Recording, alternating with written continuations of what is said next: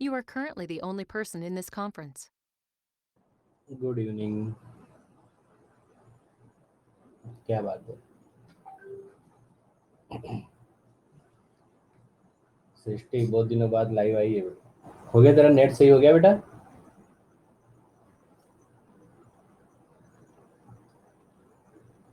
Hello Muskan.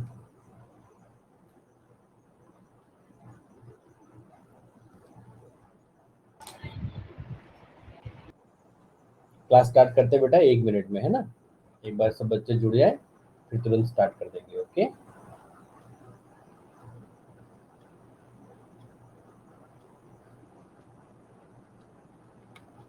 Anas, Daksh, Muskan, Lavya, Om, Srishti and Vishwa. अभी भी प्रजा को 4 बजे जुड़ने में थोड़ा, हाँ मौलिक आ गया टाइम पे। ए लव्य, तू हैप्पी मानसून बोल रहा है, हमारे यहाँ तो कोई मानसून नहीं है यार, बारिश ही नहीं हो रही है। थोड़ा आए तो इधर हमारे बारिश यहाँ पे लेके आ बेटा। तेरे यहाँ हो रही, मस्त हो रही बारिश है? हाँ हाँ सर, हाँ हाँ, अच्छी हो रही है बारिश की। गुड यार, हमारे यहाँ तो नहीं हो रही सर आएगी आएगी, हिम्मत रखिए सर। अब तू लेकर आ यार बारिश। 1 सेकंड में आया है। Yes, sir.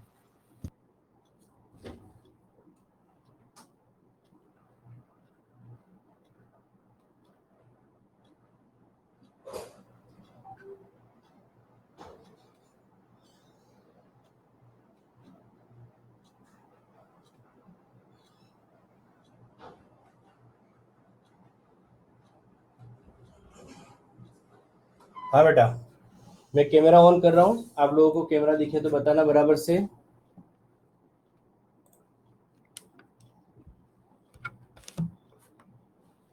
Good evening sir.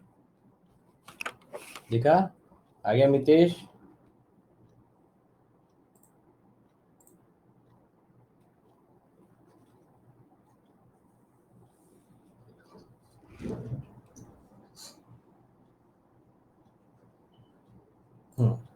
दिखा बेटा कैमरा?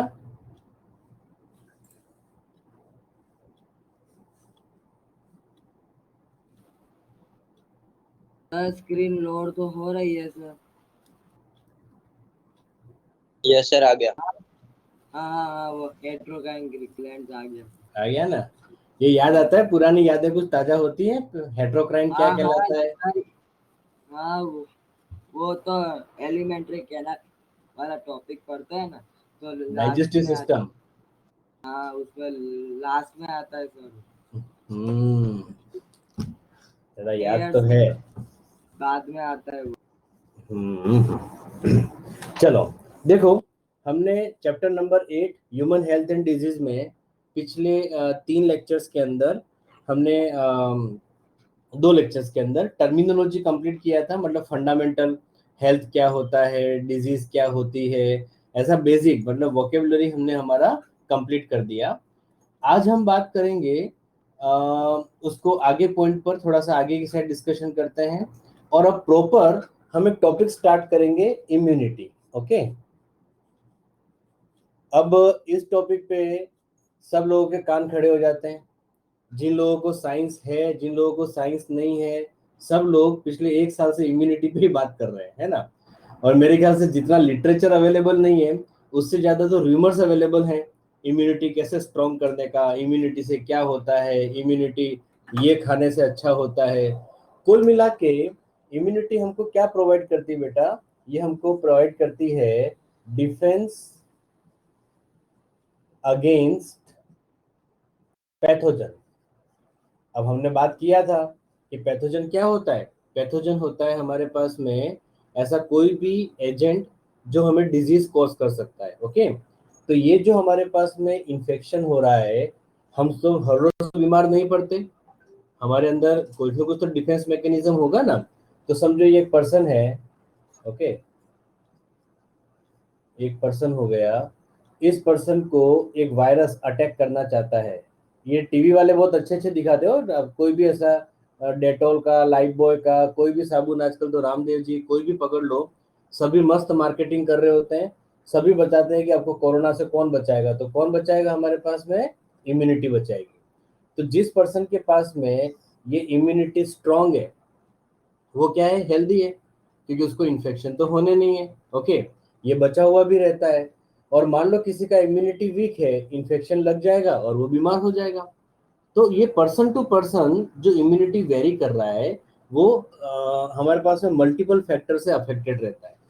बट राइट नाउ हमें क्या देखना है बेटा, what is immunity. So immunity provides defence against pathogen. वो हमें पैथोजन से क्या करती है, बचाती है। ये पैथोजन क्या हो सकता है, ये एक बैक्टीरिया हो सकता है। बहुत सारी बैक्टीरियल डिजीज के बारे में आपने सुना होगा। बैक्टीरिया नहीं सुना होगा, बट आप लोगों ने टाइफाइड तो सुना होगा। तो टाइफाइड क्या है, एक बैक्टीरिया से होता है। अच्छा, हमने वायरस सुना होगा। वायरस से सुना तो क्या होगा, वायरस से तो नफरत हो गई होगी, साल भर से वायरस वायरस वायरस चला रखा है दुनिया में, है ना, ये कोरोना वायरस। अच्छा, एक नया न्यूज है ना, मतलब कि मुझे काफी अच्छा लगा, अभी जस्ट सुना मैंने। सिंगापुर ने एक नया डिसीजन लिया है।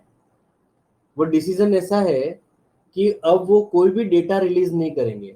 जैसे अपने यहाँ नहीं आता है, कल गुजरात में कितने केस आए, गांधीनगर में कितने केस आए, इंडिया में कितने केसेस है, डेल्टा वेरिएंट कितना हो गया। सिंगापुर आज के बाद से कोई डेटा रिलीज नहीं करेगा, ना किसी को बताएगा। First point. सेकंड पॉइंट, अब वो कोरोना को कोई स्पेशल प्रोटोकॉल नहीं लेने वाले हैं। जैसे नॉर्मल फ्लू होता है ना, सर्दी खांसी होता है, हैंडल करते हैं, वो उसी वे में हैंडल करने वाले हैं। तो ये सिंगापुर का एक नया डिसीजन और काफी इंपॉर्टेंट डिसीजन है। अब देखो कौन कौन सी कंट्रीज उसके ऊपर सोचती हैं। या फिर जो हमको फंगस से बचाए, क्योंकि जनरली जो डिजीजेस होती हैं पैथोजेनिक, वो हमको बैक्टीरिया, वायरस या फंगस से होती हैं। अच्छा, कुछ और भी हैं, लेकिन अभी हम क्या कर रहे हैं, जनरलाइज डिस्कशन में चल रहे हैं। तो जो भी हमें पैथोजन से बचाता है, जो हमारे लिए डिफेंस का काम करता है, वो क्या कहलाता है, इम्यूनिटी कहलाता है। ये तो आप सभी जानते हो, इसको भी आपको कॉपी करने का जरूरत नहीं है। हम टॉपिक स्टार्ट करेंगे आज का, टाइप्स ऑफ इम्यूनिटी, कि भाई तुम्हारे अंदर इम्यून सिस्टम है। देखो, हमने क्लास के अंदर भी देखा होगा, हर पर्सन का सेंसिटिविटी लेवल अलग होता है। जैसे ये सीजनल चेंजेस आते हैं ना, तो कुछ बच्चे कैसे होते हैं, जैसे ही मौसम चेंज हुआ तुरंत बीमार पड़ गए, है ना। और कुछ बच्चे क्या है, आराम से घूमते रहते हैं, उनको बीमार करने के लिए मौसम ढूंढना पड़ता है। अपन बोलते भी हैं ये पता नहीं कौन से मौसम में बीमार होगा। तो ये इम्यूनिटी अलग अलग लोगों में स्ट्रॉन्ग या वीक हो सकती है। हम इम्यूनिटी के दो टाइप्स की बात करेंगे बेटा।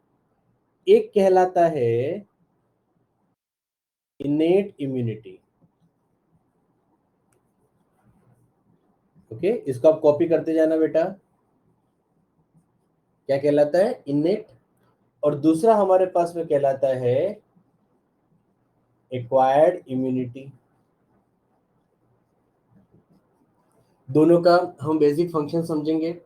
इनेट इम्यूनिटी का मतलब क्या है, इट इज अवर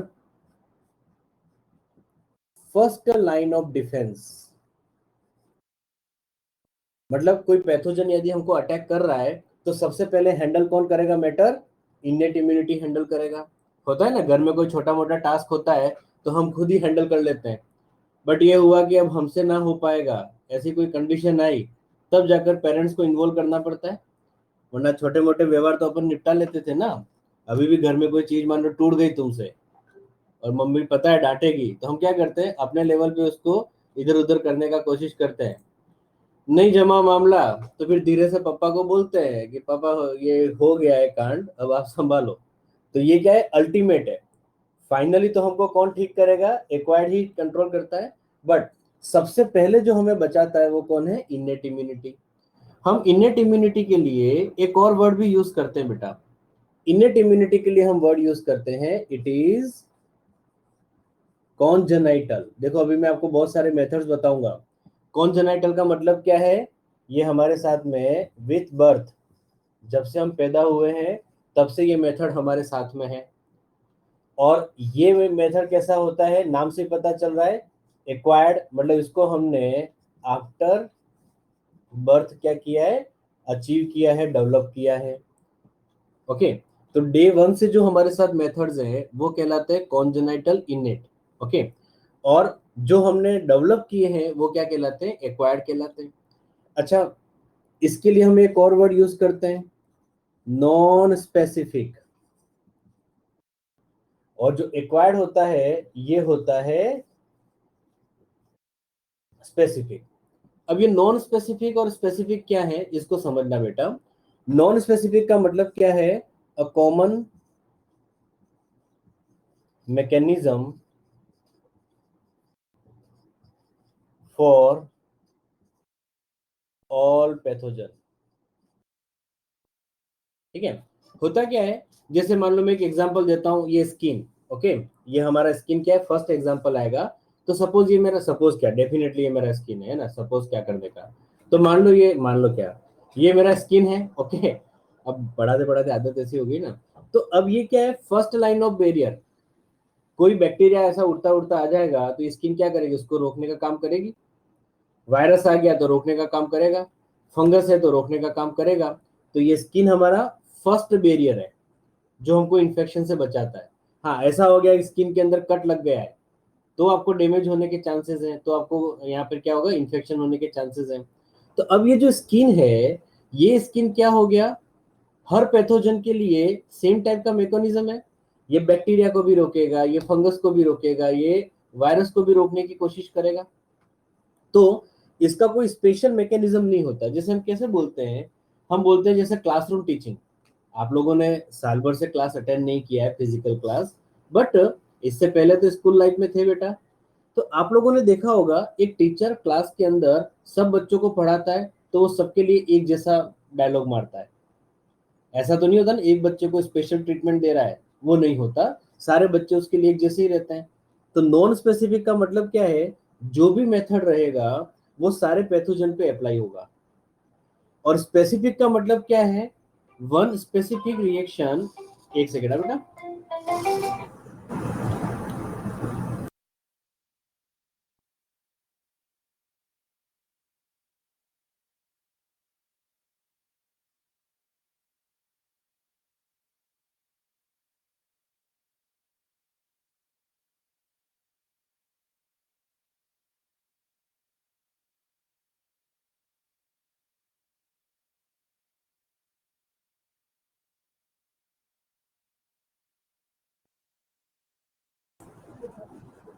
हाँ बेटा, तो देखो हमारे पास में ये स्पेसिफिक है। स्पेसिफिक का मतलब क्या है, जैसे लॉक एंड की होता है ना, एक ताले की एक चाबी होती है, वैसे हर पैथोजन के लिए हमारे पास में एक स्पेशल मैकेनिज्म होता है। और तुम डाउट नहीं करना, हमारा इम्यून सिस्टम बहुत स्ट्रांग है बेटा। इन केस हम 10,000 टाइप के बैक्टीरिया से एक्सपोज होंगे ना, तो ये एक्वायर्ड इम्यून सिस्टम 10,000 टाइप का एंटीबॉडी बनाएगा। इन केस हम 1 लाख टाइप के बैक्टीरिया से एक्सपोज हुए तो हमारा immune system 1 lakh types of antibodies बनाएगा। हर बैक्टीरिया के लिए, हर फंगस के लिए, हर वायरस के लिए हम एक स्पेशल एंटीबॉडी बनाते हैं। तो जो 1-to-1 मैकेनिज्म है ना, ये 1-to-1 मैकेनिज्म क्या है, स्पेसिफिक कहलाता है। तो पहले आपको दो पार्ट समझ लेना है कि इम्यूनिटी क्या है, ये तो आपको पता चल गया। इम्यूनिटी क्या करता है बेटा, हमको डिफेंस प्रोवाइड करता है। अब डिफेंस किसके अगेंस्ट प्रोवाइड करता है, it provides defence against pathogen, ताकि हम बीमार ना पड़े, हम हेल्दी रहें। और हेल्थ की इंपॉर्टेंस पिछले 1 साल में लोगों को जितना समझ में आया है उतना पिछले 50 साल में नहीं आया होगा। बस ये मेंटेन रहे तो अच्छी बात है, ओके। अब हमारी इम्यूनिटी दो पार्ट के अंदर डिवाइडेड है, innate immunity and acquired immunity. Innate immunity is the first line of defense. सबसे पहले हमारा पैथोजन कहीं पर भी अटकेगा तो उसको कौन परेशान करेगा, इनेट करेगा, उसको किल करने का कोशिश करेगा। नहीं हो पाया तो बिग बॉस कौन है हमारे पास में, एक्वायर्ड इम्यूनिटी, कि भाई तेरे से नहीं हो पाया, अब मैं निपटाता हूँ इसको। अच्छा, किसी को ऐसा भी डाउट आ रहा होगा कि सर ये बिग बॉस भी ना निपटा पाए तो ठीक है, हम डॉक्टर्स के पास जाते हैं। भाई हम डॉक्टर के पास कब जाते हैं, मिलने तो नहीं जाते ना कि और साहब क्या चल रहा है बोलो, बहुत दिनों से मिले नहीं, दोस्त होगा तो मिलने जाएंगे, ऐसे ही तो हॉस्पिटल में नहीं जाते। तो हुआ क्या था, हम जब भी बीमार होते हैं इसका मतलब इनेट इम्यूनिटी हमको नहीं बचा पाया, एक्वायर्ड इम्यूनिटी उसको हैंडल नहीं कर पा रहा है, और पैथोजन अब हमको क्या दे रहा है, डिजीज दे रहा है।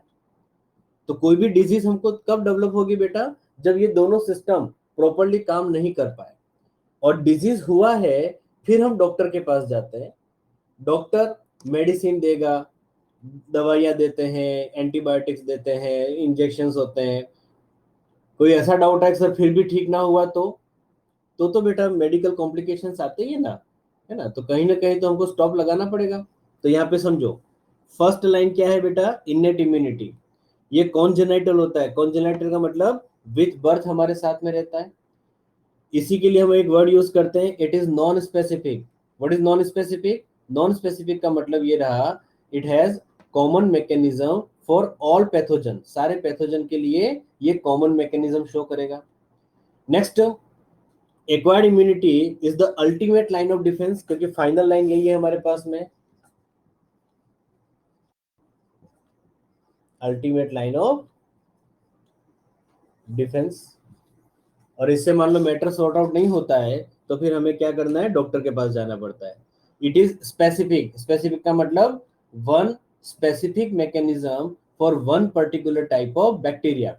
जैसे मान लो कोरोना वायरस हमारी बॉडी में गया, तो हमने जो एंटीबॉडी बनाई है वो एंटीबॉडी हमारे पास में कॉमन कोल्ड के वायरस के ऊपर काम नहीं करेगी, या हेपेटाइटिस के वायरस पे काम नहीं करेगी। हेपेटाइटिस के वायरस पे जो हम एंटीबॉडी बनाएंगे वो किसी और वायरस पे ऊपर काम नहीं करेगी, वो टाइफाइड को, बैक्टीरिया को किल नहीं करेगी। मतलब ये ताला चाबी जैसा, लॉक एंड की जैसा मैकेनिज्म होता है। ओके बेटा, आया समझ में? तो ये इम्यूनिटी के दो टाइप्स लिख दो। फिर हम आज स्टार्ट करेंगे innate immunity, one by one समझेंगे कौन कौन से मैकेनिज्म है जो हमें प्रायोरिटी पर सेव करते हैं। जल्दी लिखना बेटा सब लोग, और लिख के मैसेज कर देना।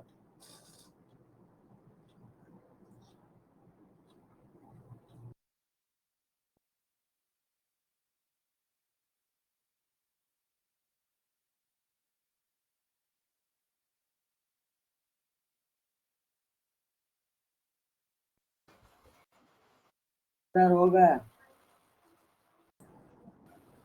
हाँ बेटा, हो गया। यस सर हो गया। ओके, कोई बाकी है तो मैसेज कर देना, अदरवाइज मैं इसको यहाँ से रब कर रहा हूँ।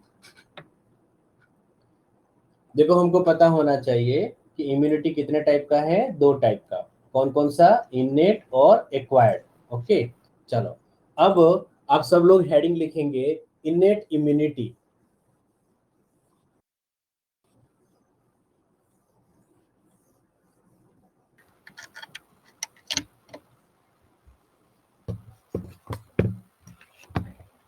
लगे माइक ऑफ कर बेटा। हेडिंग लिखो, इनेट इम्यूनिटी। अभी इसके लिए मुझे ज्यादा डिटेलिंग में तो जाना नहीं है, क्योंकि हम सभी जानते थे इनेट इम्यूनिटी क्या है। It is first line of defence. सबसे पहला जो हमारा डिफेंस है वो किसने किया था? इनेट ने किया था। अब इसके अंदर अलग अलग कैटेगरीज है। जैसे कैसा हो सकता है, हमारे पास में फिजिकल बैरियर प्रेजेंट हो, या हमारे पास में प्रेजेंट हो सकते हैं फिजियोलॉजिकल बैरियर, या हमारे पास में हो सकते हैं सेल्यूलर बैरियर, या फिर हमारे पास में हो सकता है साइटोकाइंस। ओके, हम इनके टाइप्स भी देखेंगे, बट पहले ये देख रहे हैं कि ऐसे कौन कौन सी चीजें हैं जो हमको सबसे पहले हमारा डिफेंस करने के लिए पहले आगे आती है। इनसे काम नहीं बना, मान लो इनसे हम ठीक नहीं हो पा रहे हैं, तो हम क्या करेंगे, एक्वायर्ड इम्यून सिस्टम को भी इन्वॉल्व तो करेंगे। बट मेजर आपको याद रखना है कि इनेट इम्यूनिटी में कौन कौन से कंपोनेंट होते हैं? Physical barrier, physiological barrier, cellular barrier and cytokines. Okay, चलो अब जैसे हम पहले फिजिकल में एक एग्जांपल लेते हैं।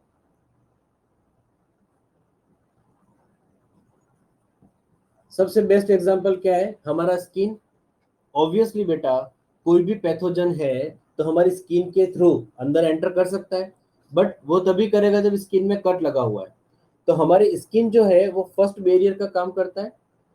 हम मान लो एक पर्सन की बात करते हैं, अभी तो लोग सैनिटाइजर यूज कर करके कैसा हेल्दी हो गए, तो कोई भी पैथोजन है तो स्किन क्या करेगी, इसको रोकने का काम करेगी। तो फर्स्ट फिजिकल बैरियर क्या हो गया हमारे पास में स्किन हो गया। अच्छा, दूसरा जो बैरियर होता है उसको बोलते हैं म्यूकोजल मेम्ब्रेन। अब ये म्यूकोजल मेम्ब्रेन क्या है, आप लोगों ने नाम सुन रखा होगा। जैसे मैं यहाँ पे लिखता हूं नेजल एपिथेलियम, ये नाम सुना है बेटा, नेजल एपिथेलियम। दोनों अलग अलग तो सुन रखे होंगे। आप नेजल जानते हो किससे रिलेटेड है, ये हमारे नोज से रिलेटेड है। और एपिथेलियम क्या होता है, ये होता है हमारे पास में सरफेस टिश्यू। तो आप लोगों को पता है, जानते हो, कॉमन कोल्ड में आपने देखा भी होगा, हमारे जो नेजल एपिथेलियम है, जैसे हम यहाँ पे एक पर्सन बनाते हैं, ओके, ये तो बकल कैविटी हो गया। तो यहाँ पे अंदर की साइड में ये जो सेल्स हैं, ये सेल्स क्या करती है बेटा, म्यूकस बनाती हैं। कभी कभी ये म्यूकस ज्यादा बनता है तो नेजल पैसेज से क्या है, बाहर भी आना स्टार्ट करेगा। तो ये हम क्या करते हैं, कंटिन्यूस यहाँ पे म्यूकस बनाते रहते हैं। अब इस म्यूकस का बेनिफिट क्या है, तो आप लोगों ने सुना होगा कि मान लो हम जो एयर इनहेल कर रहे हैं, इस एयर के अंदर डस्ट है या फिर इसके अंदर पैथोजन है, पैथोजन मतलब बैक्टीरिया वगैरह, तो इस म्यूकस के अंदर क्या होते हैं, वो अटैच हो जाते हैं, चिपक जाते हैं। फिर उस म्यूकस को हम क्या करते हैं, फेरिंग्स के थ्रू होता हुआ स्टमक में ट्रांसफर कर देते हैं, और स्टमक का एसिड फिर उसको क्या करेगा, डिसॉल्व कर देगा।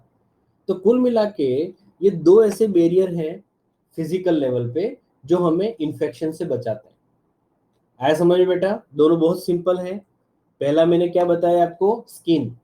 स्किन को समझाने की तो जरूरत नहीं है, छोटा बच्चा है वो भी स्किन को समझता है, और स्किन क्या करता है, हमको इन्फेक्शन से बचाएगा।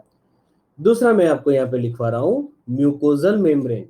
म्यूकोजल मेम्ब्रेन यानी म्यूकस सिक्रेटिंग मेम्ब्रेन। और ये भी आप सभी जानते हो, जो हमारे नेजल का इंटरनल लाइनिंग है वहां से म्यूकस बनता रहता है, और ये म्यूकस पैथोजन को अपने साथ में होल्ड कर लेता है, सो दैट वो डिजीज कॉज नहीं कर पाता है। ये दोनों एग्जांपल लिख लो बेटा।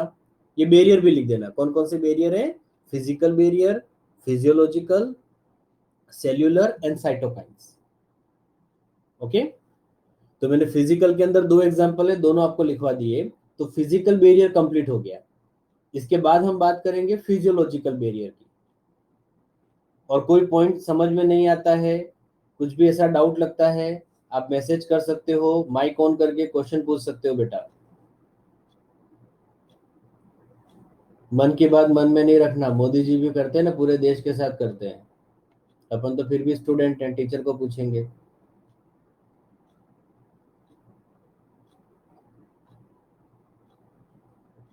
नोट कर लिया है?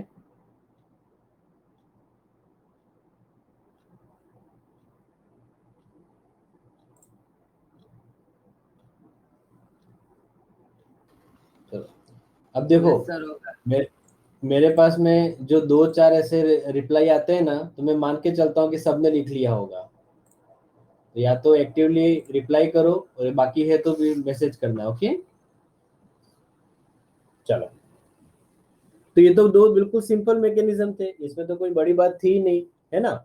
और आपको जैसे जैसे मेथड पढ़ते जाओगे ना, तो आपको आइडिया भी लगेगा बेटा कि हमारे पास में ये कितना इजी चीज हो रखा है कि हम बैक्टीरिया को या पैथोजन को कितना इजीली हम क्या करते हैं, उसको रोक लेते हैं। ओके, तो पहला हो गया हमारे पास में फिजिकल बैरियर। ये मेरी आवाज नहीं आ रही थी तुम लोगों को कि अभी कुछ चेंजेस हुआ? आ रही है सर। आ रही है ना, ठीक है। नहीं, वो मेरा हाँ। माइक बहुत दूर पड़ा हुआ था। चलो कोई नहीं। अब देखो, सेकंड हम बात करेंगे वो है फिजियोलॉजिकल।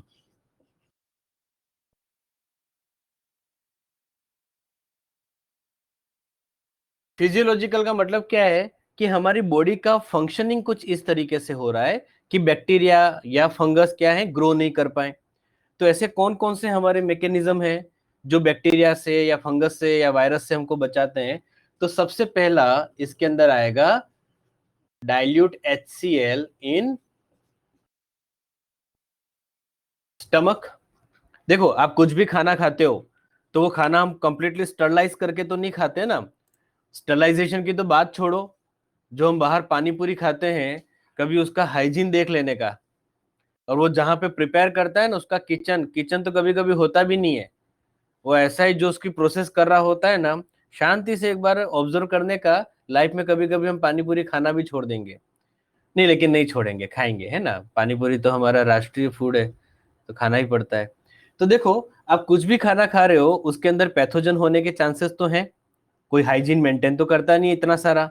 लेकिन जैसे ही वो फूड हमारे स्टमक में जाता है, स्टमक का HCl क्या करेगा, उन माइक्रोब्स को किल कर देता है। ये कैसा हो जाता है, एंटी माइक्रोबियल।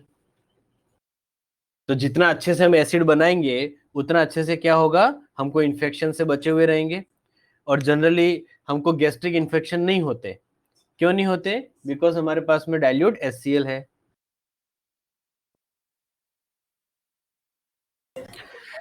सेकंड, एक और डाइजेस्टिव सिस्टम से रिलेटेड हमारे पास में आता है, और वो कहलाता है बाइल, बाइल जूस।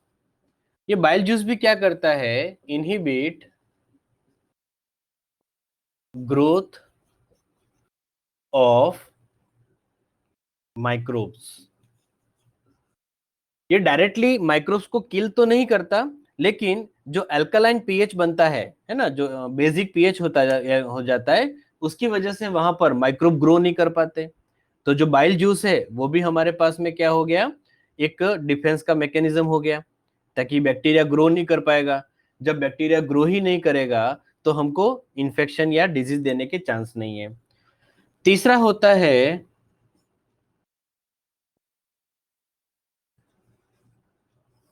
सिरुमेन। सिरुमेन का नाम सुना है बेटा आप लोगों ने?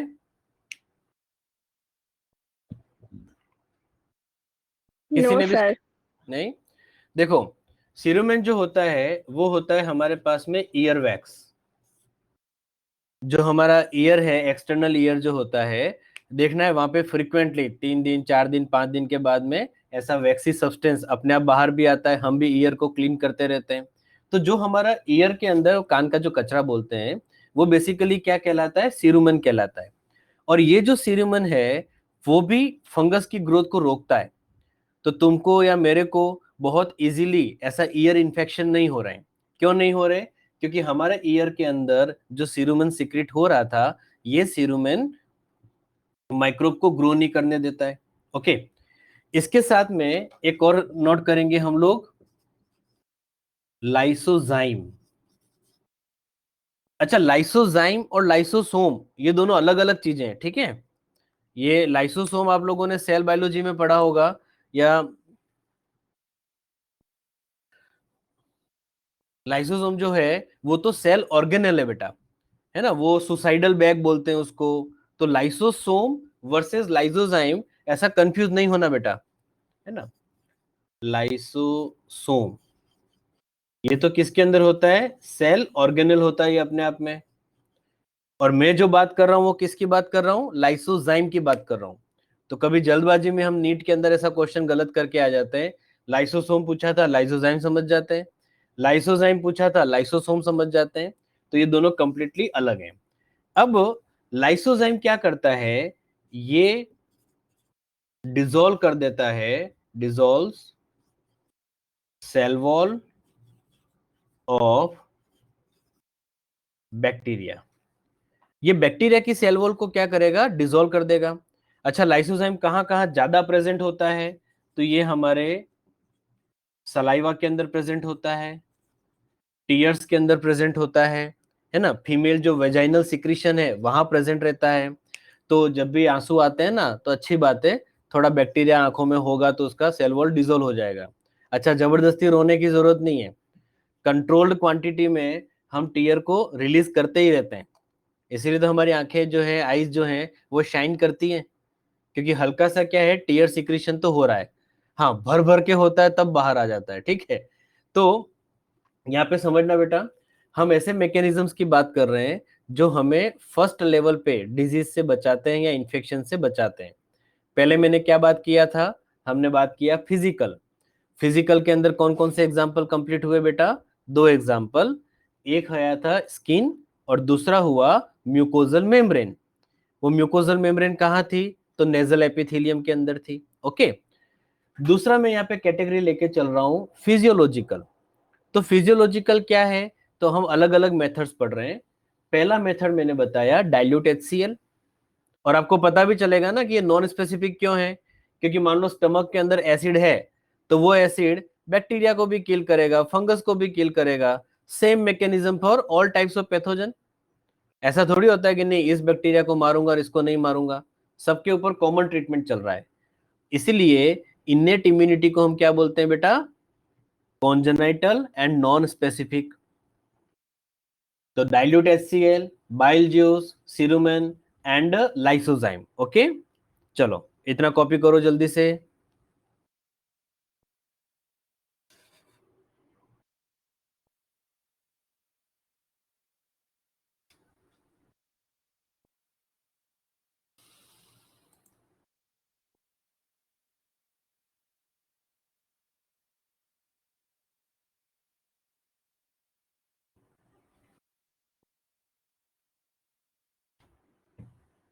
टेंथ का रिजल्ट आ गया,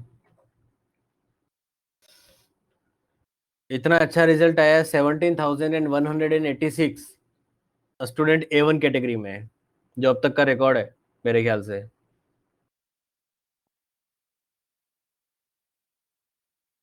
गांधीनगर से 500 स्टूडेंट A1 है, सूरत से 2,900, राजकोट से नियरली 2,000।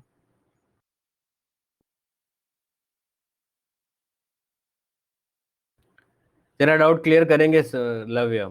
देखो ये मैंने कहा ना बेटा लव्य, ये जो मेथड है वो नॉन स्पेसिफिक है, वो सबको रोकेंगे। उसके अंदर वायरस भी आ जाता है, बैक्टीरिया भी आ जाता है, फंगस भी आ जाता है। और मान लो नहीं रोक पाए तो फिर क्या होगा? एक्वायर्ड इम्यून सिस्टम हैंडल करेगा, है ना। नॉन स्पेसिफिक का मतलब ये होता है कि उसको मतलब नहीं है कि सामने वाला क्या है, उसको रोकने का काम करना है बस। चलो मेरे ख्याल से आप लोगों ने लिख लिया होगा। लिख लिया सबने? कोई बाकी है तो मैसेज करना बेटा। यस सर, होगा। हाँ गुड। सर, हो गया सबका। सो देखो, dilute HCl, bile juice, cerumen, lysozyme, ये सब हमारे पास में क्या हो गए? कॉन्जन फिजियोलॉजिकल मेथड हो गए। अब इसी फिजियोलॉजिकल मेथड में एक और मेथड भी आता है, इंटरेस्टिंग है, और वो मेथड कहलाता है फीवर। अभी हमको ऐसा लगता है ना कि सर फीवर कब से डिफेंस हो गया, ये तो बीमारी है। तो आज के बाद याद रखना कि फीवर बीमारी नहीं है। फीवर हमारे पास में क्या है? एक कंडीशन है, कंडीशन ऑफ हाइपर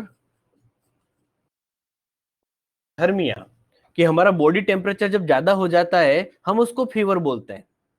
तो फीवर कोई बीमारी नहीं है। हाँ, बीमार होने की वजह से बुखार आ सकता है, तो वन ऑफ द सिम्टम हो सकता है। और मैं जनरली ऐसा बोलता हूं कि आपको कभी नहीं आना चाहिए, किसी को नहीं आना चाहिए, बट मान लो हमें कभी बुखार आए तो फर्स्ट टाइम जब फीवर आ रहा है ना, तो जस्ट आपको ओनली रेस्ट लेना है, नथिंग एल्स। पैरासीटामोल भी नहीं लेनी है, क्योंकि हो सकता है कि हमने तो part of the immunity fever generate किया हो, हमारे अंदर कोई इन्फेक्शन है तो हम उसको किल करने के लिए टेम्परेचर बढ़ा रहे हो। हम क्या करते हैं, फीवर आते ही डॉक्टर ये मेडिसिन ले लिया, तो फिर क्या होगा? वो बैक्टीरिया मर नहीं पाएगा ना। हाँ, आपको फ्रिक्वेंटली फीवर आ रहा है, मतलब अभी सुबह में फीवर आया था, दोपहर को फिर से आ गया, शाम को फिर से बुखार आ रहा है, या फिर आपको वीकनेस लग रही है, उस केस में डेफिनेटली आपको मेडिसिन लेना है, डॉक्टर को भी दिखाना है। बट वन टाइम फीवर जो है उसको आप इग्नोर कर सकते हो। रिपीटेड फीवर जो है उसको आपको डॉक्टर को कंसल्ट करना है। तो फीवर में होता क्या बेटा, जैसे हम बात करते हैं, हमारी बॉडी में कुछ केमिकल्स होते हैं, उनका नाम होता है प्रोस्टाग्लैंडिन्स। ओके, ये प्रोस्टाग्लैंडिन्स का लेवल क्या होता है? चेंज हो जाता है, इनकी कंसंट्रेशन कम ज्यादा होती रहती है। जब ये क्रिटिकल कंसंट्रेशन कम हो जा चेंज हो जाती है इसकी, तो फिर प्रोस्टाग्लैंडिन्स क्या करते हैं? पायरोजेंस को रिलीज करते हैं। ओके तो क्या हो गया, पहले तो चेंजेस आए इन द प्रोस्टाग्लैंडिन, प्रोस्टाग्लैंडिन से क्या हो गया, पायरोजन का सिक्रीशन हुआ। अब ये जो पायरोजन है, ये पायरोजन हमारे लीवर में जाते हैं और लीवर में जाके एक्सोथर्मिक रिएक्शंस को क्या करते हैं, बूस्ट करते हैं। एक्सोथर्मिक नाम से ही पता चल रहा है बेटा, ऐसा रिएक्शन जिसमें हीट रिलीज होता है, मतलब क्या हो रहा है यहां पर, रिलीज ऑफ हीट। अब ये हीट कहां जाएगा, ये हीट जाएगा इनटू ब्लड, और ब्लड के थ्रू ये पूरी बॉडी के अंदर क्या होता है, डिस्ट्रीब्यूट हो जाता है। तो हम बोलते हैं कि हाँ यार हमको बुखार आ गया है। तो बेसिकली आज से पहले हम यही बोलते थे कि हमको बुखार आया है, बट आज के बाद कभी किसी को बुखार आए तो आप एक मैकेनिज्म समझना कि उसके अंदर पहले प्रोस्टाग्लैंडिन का लेवल चेंज हुआ होगा, फिर पायरोजेंस का लेवल इंक्रीज हुआ होगा, फिर लीवर के अंदर एक्सोथर्मिक रिएक्शन हुई होगी, उसके बाद एक्सोथर्मिक रिएक्शन से हीट प्रोड्यूस हुआ, ये हीट ब्लड में गया, ये ब्लड बॉडी में डिस्ट्रीब्यूट हुआ और बॉडी का टेम्परेचर बढ़ गया। और आप लोगों ने देखा या थोड़ा ध्यान रखा होगा, तो हम क्या करते हैं फीवर के लिए, हम क्या लेते हैं बेटा, जनरल वे में हम यूज करते हैं पैरासीटामोल। और ये जो पैरासीटामोल है वो किस टाइप का ड्रग है, एंटी पायरेटिक ड्रग। अब देखो नाम से क्लियर चल रहा है बेटा, थोड़ा सा आपको ट्रीटमेंट करना भी समझ में आ जाएगा। एंटी पायरेटिक ड्रग का मतलब क्या हो गया, जो पायरोजेंस को कम कर देता है। अब समझो मान लो मेरे पास पायरोजन नहीं है तो एक्सोथर्मिक रिएक्शन रुक जाएगा, एक्सोथर्मिक रिएक्शन रुका तो हीट प्रोडक्शन रुक गया, हीट प्रोडक्शन रुक गया तो जो बॉडी टेम्परेचर अप हो रहा था वो बॉडी टेम्परेचर नॉर्मल हो जाएगा। ओके तो आपको जो फीवर आता है जनरल वे में वो पायरोजेंस की वजह से आता है, और फीवर को कम करने के लिए हम जो टेबलेट लेते हैं वो किस कैटेगरी की होती है, एंटीपायरेटिक।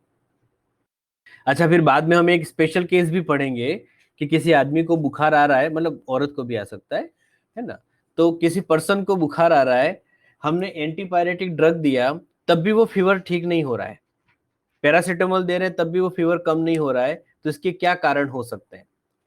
तो आपको क्लियर यहाँ पे दिमाग में बैठ जाना चाहिए कि सर पैरासीटामोल क्या है, एंटीपायरेटिक, तो ये उसी फीवर को ठीक करेंगे जो पायरोजन की वजह से आ रहा है। मान लो हमारे पास में पायरोजन के अलावा किसी और चीज से बुखार आ गया, जैसे मलेरिया वगैरह में होता है, तो फिर वो उसके लिए स्पेशल ड्रग लेनी पड़ेगी हमको। ओके तो ये चीज समझ लो, इनेट इम्यूनिटी का एक और हमारे पास में फिजियोलॉजिकल मैकेनिज्म हुआ जो क्या है, फीवर। मैंने पहले भी बताया है, मैं फिर से रिपीट कर रहा हूं बेटा, फीवर कोई डिजीज नहीं है, fever is the condition of hyperthermia. Hyper का मतलब क्या होता है, ज्यादा, और थर्मिया का मतलब क्या होता है, temperature. So increase in the temperature is called as fever. और हमको फीवर कैसे आता है ये मैंने आपको यहाँ पे एक्सप्लेन कर दिया। ज्यादा बुखार आए तो हम क्या करते हैं, एंटीपायरेटिक ड्रग लेते हैं।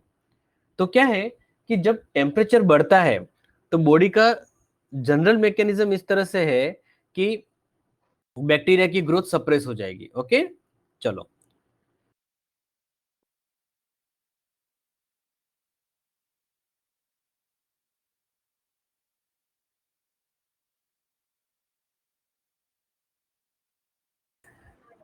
लव्य, दुनिया में सारी चीजें कोरोना से नहीं होती।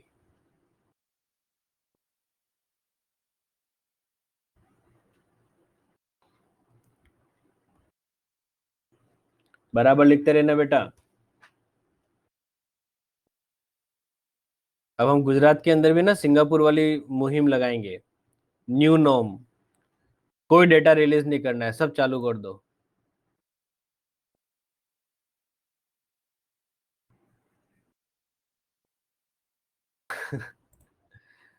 चलो लव्य ने एक पर्सनल मैसेज किया है, लेकिन मुझे अच्छा लग रहा है तो मैं सबके साथ शेयर कर रहा हूँ।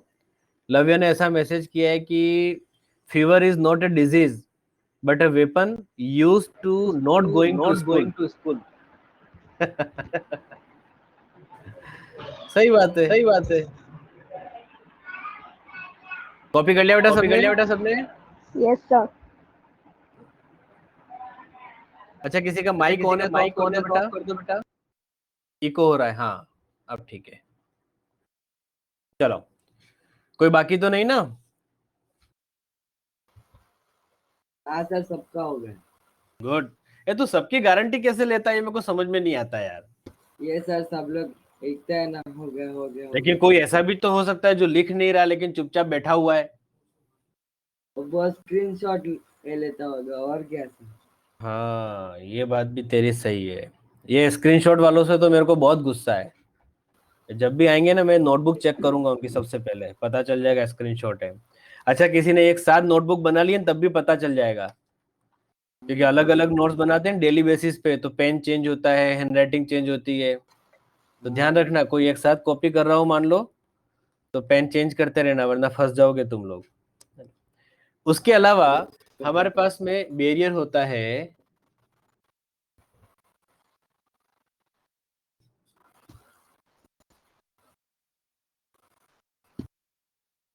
Inflammatory barrier. इन्फ्लामेटरी बैरियर क्या है? इन्फ्लामेशन का मतलब क्या होता है? तो ये जनरली हम ऐसा बोलते हैं, it is swelling and redness. कभी मॉस्किटो बाइट हुआ है तो आप लोगों ने इसको देखा होगा। अभी मैं इसका मैकेनिज्म समझाऊंगा, ठीक है? ये कैसे होता है वो तो अभी आपको धीरे धीरे समझ में आ ही जाएगा। बट इतना तो सभी जानते हैं ना कि हमको मॉस्किटो बाइट करे तो थोड़ी देर में वहां पे रेड कलर की स्वेलिंग थोड़ी सी आ जाती है। तो ये हमारा एक इन्फ्लामेशन, एक रिएक्शन मैकेनिज्म होता है। समझो क्या होता है। जैसे मान लो ये हम है, ओके, ये हमारी स्किन हो गई और यहाँ पे मच्छर का पार्टी हो रही है। वो कुछ टाइम पहले ऐसा डायलॉग बहुत पॉपुलर हो गया था, है ना? तो ये हम है, ये हमारी स्किन है, और यहाँ मच्छर की पार्टी हो रही है। मच्छर का पार्टी का मतलब क्या है? वो यहाँ से हमारा ब्लड सक कर रहा है। ये सेंग्यूनिवोरस होते हैं, जो भी ब्लड सकर्स होते हैं वो क्या कहलाते हैं? सेंग्यूनिवोरस कहलाते हैं। अब ये है कि जब मॉस्किटो हमारे स्किन के अंदर ऐसा पंक्चर करता है, निडल डालता है उसकी, तो थोड़ा सा अमाउंट वो क्या करेगा, उसका सलाइवा भी सिक्रीट करता है, ताकि क्या है, हमारा ब्लड इमीडिएटली क्लॉट ना हो जाए। तो सबसे पहले हमारे इम्यून मैकेनिज्म में क्या होगा? Number 1, detection of signal. मतलब फॉरेन ऑब्जेक्ट यहाँ पर आया, सलाइवा आ गया, तो हम सबसे पहले क्या करते हैं? डिटेक्ट करते हैं। पता चलता है कि कुछ तो गड़बड़ है। वो नहीं, पहले सीआईडी आता था, तुम लोगों को तो नहीं पता, पहले सोनी पे दिन भर सीआईडी आता था। मतलब एक आधा कोई दूसरा सीरियल आते तो आते, बाकी कभी भी तुम सोनी चलाओ, दिन में, रात में, दोपहर में, सुबह में, सीआईडी ही चलता था। तो उसमें ना वो एसीपी प्रद्युमन था। वो बहुत सारे लोगों को ये लगता है वो सही में ऐसे एसीपी हैं, क्योंकि उन्होंने जिंदगी में दूसरा कुछ काम ही नहीं किया है। तो वह ना वो डायलॉग मारता रहता था, कुछ तो गड़बड़ है दया, कुछ तो गड़बड़ है, ऐसा करके। तो यहाँ पे क्या है, ये हमको पता चला कि ये कुछ तो गड़बड़ है, बाहर का कोई चीज आई है, सलाइवा आया है, ओके। अब ऐसा करने से हम क्या करते हैं? वेसो डायलेशन। देखो, वेसल का मतलब क्या है? Blood vessel. और डायलेशन का मतलब क्या है? हम थोड़ा सा डायमीटर इंक्रीज कर रहे हैं। तो मैं इसको सिंपल ऐसा सोचूं, लिखूं, इंक्रीज्ड ब्लड सप्लाई। क्योंकि हमारी जो डिफेंस की सेल होती है वो क्या, ब्लड में घूम रही होती है। तो हम यहाँ पे क्या करते हैं? ब्लड सप्लाई को इंक्रीज करते हैं। तो जैसे यहाँ पे ब्लड सप्लाई इंक्रीज होगा, पहला काम क्या हो जाएगा? यहाँ पर एक स्वेलिंग आएगी, ठीक है? और ब्लड सप्लाई बढ़ने की वजह से वो एरिया हमको कैसा दिखना चालू हो जाता है? रेड कलर का दिखना चालू हो जाता है, ओके। तो ये वेसोडाइलेशन से क्या हो गया? वहां पर एक छोटा सा स्वेलिंग आया, और स्वेलिंग आने के बाद वो रेड दिखना चालू हो गया। इवन पिंपल्स वगैरह जब होते हैं, आपको देखा होगा 10th के बाद में बॉडी में हार्मोनल चेंजेस रहते हैं, तो बहुत सारे बच्चों की स्किन में पिंपल्स आना स्टार्ट हो जाते हैं। तो ये जो पिंपल्स हो रहे हैं तब भी यही काम होता है, ब्लड सब इन्फेक्शन हो जाता है वहां पे, ऑयल ज्यादा होने की वजह से। बैक्टीरियल इन्फेक्शन हो सकता है, अदर इन्फेक्शन हो सकते हैं। और फिर हमारा डिफेंस क्या करता है? उसको क्लीन करने का काम करता है। तो वहां पे स्वेलिंग आती है, रेडनेस आता है। वेसोडाइलेशन के बाद एक इंपॉर्टेंट स्टेप होता है, उसको बोलते हैं डायपिडेसिस। देखो समझना, थोड़ा टेक्निकल टर्म्स बढ़ती जा रही है। डायपिडेसिस का मतलब क्या है कि हमारे पास समझो ये ब्लड सप्लाई है, ओके, क्या हो गया, ब्लड वेसल हो गया, और इस ब्लड वेसल के अंदर डब्ल्यूबीसी है। आप लोगों ने डब्ल्यूबीसी का नाम तो सुना होगा ना। डब्ल्यूबीसी क्या होता है, व्हाइट ब्लड सेल, और ये डिफेंस का काम करते हैं। तो अभी हमको क्या है कि ब्लड वेसल के अंदर डब्ल्यूबीसी है, तो उन डब्ल्यूबीसी को अफेक्टेड एरिया तक जाना तो पड़ेगा ना। सपोज मैं एक एग्जांपल देता हूं, मान लो हमारे पास में ये स्कूल है, ठीक है, ये स्कूल के अंदर दो बच्चों का भयंकर झगड़ा हो गया, मतलब तलवार लेके एक दूसरे के सामने आ गए। एक तो हे थे और दूसरा लव्य है। मतलब मामला इतना खतरनाक हो गया ना कि आज दोनों में से कोई एक ही बचेगा वाली बात हो गई है। भयंकर झगड़ा चल रहा है। अब इसमें क्या हो गया कि अपने पास में लखन भी है। वो लखन क्या करता है, पुलिस को फोन कर देता है 100 नंबर डायल करके। तो पुलिस भी आ गई, चलो यहाँ पर ये पुलिस का गाड़ी आ गया, ओके, अभी मान के चलो ये पुलिस का गाड़ी है, ठीक है। तो अब झगड़ा कहाँ हो रहा है, स्कूल के अंदर हो रहा है। झगड़ा कौन कर रहा है, हेत और लव्य कर रहे हैं। मान लो हम इसको नहीं बचाएंगे तो दोनों में से कोई एक तो हॉस्पिटल पहुंचेगा पक्का है। अब यहाँ पे दो पुलिस वाले भी साथ में आए। तो एक चीज समझो बेटा, पुलिस स्कूल के बाहर तक आ गई तो इससे कोई झगड़ा सॉल्व हो जाएगा, ऐसा तो नहीं होगा ना। यहां से पुलिस वालों को उतरना पड़ेगा, ओके, उनके हाथ में डंडा रहेगा, वो डंडे से दो ट्रीटमेंट हेत को देंगे, दो ट्रीटमेंट लव्य को देंगे, तब जाकर मैटर सॉर्ट होता है। तो यहां पर भी क्या है, जैसे डब्ल्यूबीसी ब्लड वेसल के अंदर थे, तो अभी उन डब्ल्यूबीसी को अफेक्टेड एरिया तक जाना तो पड़ेगा ना।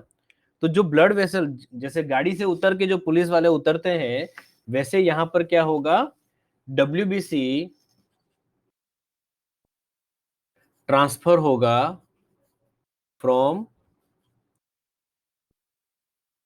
Vessel to affected area, okay. उसके बाद वो डब्ल्यूबीसी क्या करते हैं, सब कुछ ठीक करने का काम करते हैं। और मान लो कभी कभी ऐसा भी होता है कि ये ठीक ना कर पाए। आप लोगों ने देखा होगा, जैसे कभी पिंपल्स हो गए या कुछ हुआ है, हम वापस से नॉर्मल भी हो जाता है, बट कभी कभी पस फॉर्मेशन भी होता है। तो पस फॉर्मेशन का मतलब क्या हो गया, ये झगड़ा, मतलब यहाँ पे हम इस चीज को सॉर्ट आउट नहीं कर पा रहे हैं, तो हमारी डब्ल्यूबीसी इस पूरे टिश्यू को डाइजेस्ट करना स्टार्ट कर देती है। तो फिर अंदर से पस बनता है, फिर वो पस रिलीज हो जाएगा, उसके साथ साथ सारी चीजें क्या होती है, क्लीन हो जाती हैं। तो ये जो बेरी, अच्छा सब जगह पस बनेगा ये जरूरी नहीं है बेटा। ये नहीं कह रहा मैं कि इन्फ्लामेशन हुआ मतलब पस बन ही जाएगा। पस तब बनता है जब हमारे पास में हम इसको प्रॉपर क्लीन नहीं कर पा रहे हैं और एक्सेस अमाउंट ऑफ फेगोसाइटोसिस हो गया, ओके। तो सिंपल वर्ड में देखा जाए तो आपको मॉस्किटो बाइट याद रखना है। किसी को आज तक मच्छर ने नहीं काटा है तो ध्यान रखना बेटा, अभी सीजन आ रहा है, ये लव्य के यहाँ तो आ भी गई बारिश भयंकर वाली, हमारे यहाँ भी आएगी। तो बारिश आएगी तो मच्छर भी आएंगे, मच्छर आएंगे तो वो भी खाना पीना पार्टी तो करेंगे ना। तो आपको पता चलेगा कि वो रेडनेस कैसे होती है। अब कभी मच्छर काटे और वो रेडनेस आ जाए तो आपको ये मैकेनिज्म याद होना चाहिए। याद रहेगा बेटा। तो इस बैरियर को हम क्या बोलते हैं, इन्फ्लामेटरी बैरियर, ओके। जनरल वे में देखा जाए तो स्वेलिंग एंड रेडनेस है। किस स्टेप में काम होता है, तो सबसे पहले हम डिटेक्ट करेंगे किसी भी ऑब्जेक्ट को कि भाई यहाँ पर क्लीन करने की जरूरत है। देन आफ्टर हम उस एरिया में ब्लड सप्लाई को इंक्रीज कर देंगे by the process of vasodilation. And finally WBC वहां जाकर उसको क्लीन करती है। तो ब्लड वेसल से अफेक्टेड एरिया में जो डब्ल्यूबीसी का ट्रांसफर है उसको बोलते हैं डायपिडेसिस। चलो कॉपी करो जल्दी से बेटा।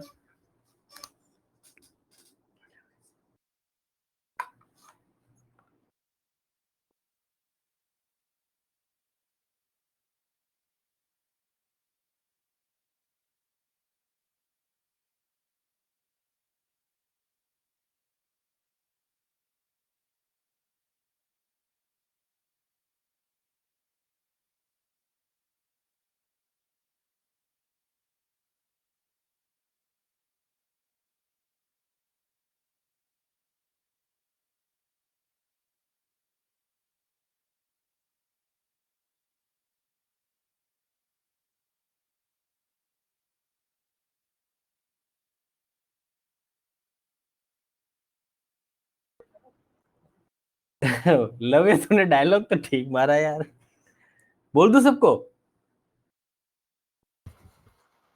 अब सर आपको पता। नहीं लेकिन ये तो तेरा कॉपीराइट है ना। सर ऐसा कुछ नहीं, आपको जैसा ठीक लगे वैसा।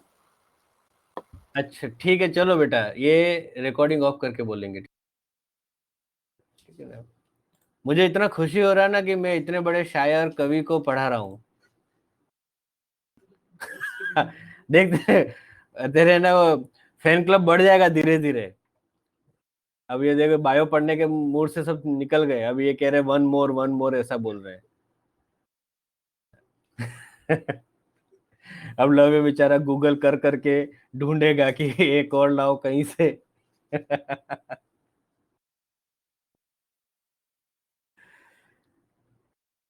ये देखो सब के सब शायर हो रखे। वेरी गुड है ना। कल मैं भी एक बायोलॉजिकल टिकाता हूँ, सोचना पड़ेगा ना, इमीडिएट तो नहीं पढ़ पाता लेकिन हाँ, ये मितेश जी ने बोला पढ़ाई करो, वेरी गुड। चलो, अरे किसी ने लिखना बाकी है तो पहले उस पर फोकस करना, शेरो शायरी पे मत करना बेटा। सबने लिख लिया है?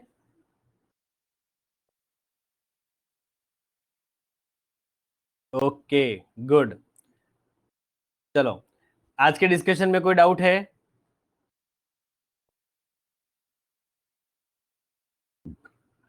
किसी को कोई डाउट है तो पूछ लेना बेटा, मतलब बाद में भी पूछ सकते हो, ऐसा नहीं है कि अभी कभी पूछ लेना है, क्योंकि कभी कभी क्या चीजें बाद में समझ में आती है, डाउट भी बाद में आता है। बाद में आता है।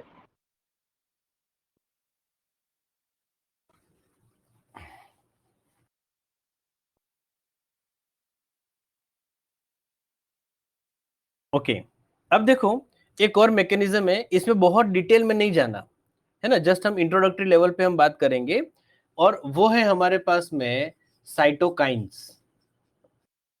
ओके, साइटोकाइंस क्या होते हैं? ऐसे केमिकल्स हैं, ठीक है, जिनका सिक्रेशन कब होता है? ड्यूरिंग वायरल इन्फेक्शन, है ना। वायरस का जब इन्फेक्शन हमको बॉडी में लगता है तब हमारी बॉडी क्या करती है? साइटोकाइंस बनाती है, और ये साइटोकाइंस क्या करेंगे? Provide protection to cell against virus. अच्छा, मैंने यहाँ पे लिखा है तो तुम लोग भावुक मत हो जाना, किसे जब वायरस से प्रोटेक्शन मिल रहा है तो कोरोना परेशान क्यों कर रहा है। हम पहले ही बात कर चुके हैं बेटा कि ये फर्स्ट लाइन है, हम यहाँ से कोशिश करते हैं, मान लो साइटोकाइन से मामला क्लियर हो गया है तो कुछ इश्यू नहीं था, लेकिन मान लो ये प्रोटेक्ट नहीं कर पाया तो ऑब्वियसली हम बीमार भी होंगे, डॉक्टर की हेल्प भी लेनी पड़ेगी। एक चीज याद रखना है, जब मैं चैप्टर पढ़ाता हूं मैं एक डायलॉग बोलता हूं, लड़ाई करना इंपॉर्टेंट नहीं है, लड़ाई जीतना इंपॉर्टेंट है। होता क्या है कि हमने वायरस से फाइट किया, इसका मतलब ये तो नहीं कि हम विनर हैं, वायरस भी तो हमसे ज्यादा स्ट्रेंथफुल हो सकता है ना। आज मान लो अपनी क्लास में 2 3 4 बच्चे हैं, एक लड़का दूसरे लड़के के साथ फाइटिंग करता है, तो वो तो बाद में डिसाइड होगा ना कि विनर कौन है। तो हम जब ऐसा बोलते हैं कि हमारे इम्यून सिस्टम ने वायरस पे अटैक कर दिया, तो इसका मतलब ये नहीं कि हम वायरस को मार ही डालेंगे, हो सकता है वायरस हमको अटैक कर दे, और जितना हमने उसको परेशान किया उससे 3 गुना वो हमको परेशान कर दे। तो इम्यून सिस्टम के चैप्टर में जब भी मैं बोलता हूं कि हमने वायरस के ऊपर अटैक कर दिया, हम वायरस को किल कर देते हैं, तो अब मन में ऐसा नहीं लाना कि सब ठीक है फिर तो हम हमेशा ठीक हो ही जाएंगे, क्योंकि हम लड़ाई कर रहे हैं। लड़ाई जीतेंगे या लड़ाई लड़ाई नहीं जीतेंगे, विनर बनेंगे या नहीं बनेंगे, it depends on the strength of immunity. Okay, चलो इतना कॉपी कर लो, उसके बाद कल की क्लास में सेम टॉपिक कंटिन्यू करेंगे।